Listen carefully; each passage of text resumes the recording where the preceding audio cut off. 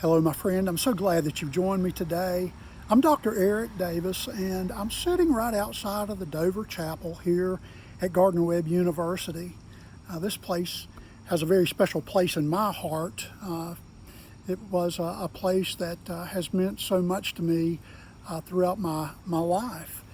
But when I was a younger man, I really felt like God was calling me into ministry, but it was here in these hallowed halls of Gardner-Webb that I really felt God calling me to become a pastor. And I'm so thankful for that calling. It was as though a new breath of life was breathed into my lungs, and I'm so thankful for that time of being able to be here.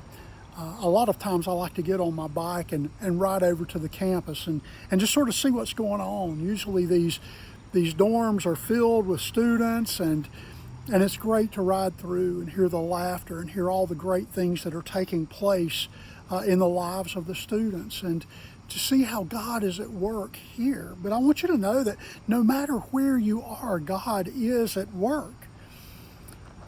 Over these last few days, we've been looking at the idea of rejecting certain things. And today I wanted to share with you a verse out of the book of Colossians, Colossians 3, and we're going to look at verse 5 specifically. And Paul uses a really interesting Greek word here. The word is nekrosate. Nekrosate just means put it to death. And he starts off verse 5 by saying that. He says that we need to put to death those earthly parts of our nature.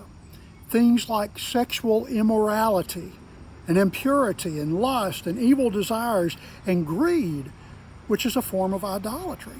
Now, if you look at what's going on in the world today, you know that that's how the world sort of believes things ought to be, that we ought to place a lot of value in sexual immorality and lust and greed and idolatry.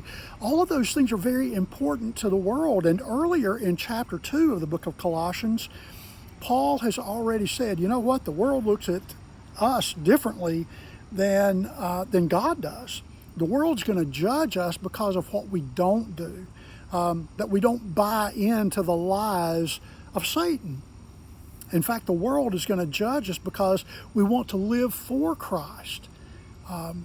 He goes on in verse 3, chapter 3, in that very first verse, and he says, but if you are raised along with the Messiah, then seek the things above, where the Messiah is sitting at the right hand of God.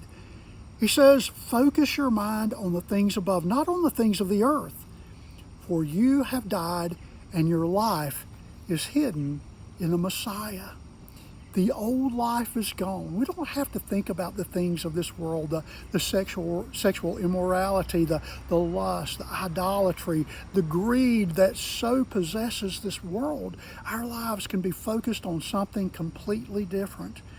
And I guess whenever I come to a place like Gardner-Webb, I recognize God's good work taking place all around us and how much life God gives to us.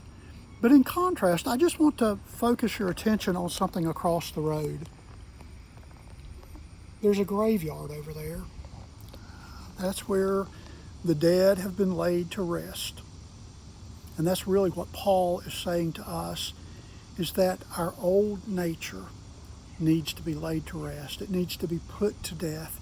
And we need to live a life that is a reflection of our love for Him. Today, I would just encourage you to think about the things of this world that you need to reject, those things that you need to wash out of your life. Bury them. Don't go dig them up anymore. Like Paul says, you've got to get rid of them. You've got to lay them to the side so that you can strive for the goal that God has intended for you. Well, my friend, I hope that today you are striving for that goal, that you're living the life that reflects your love for the Lord.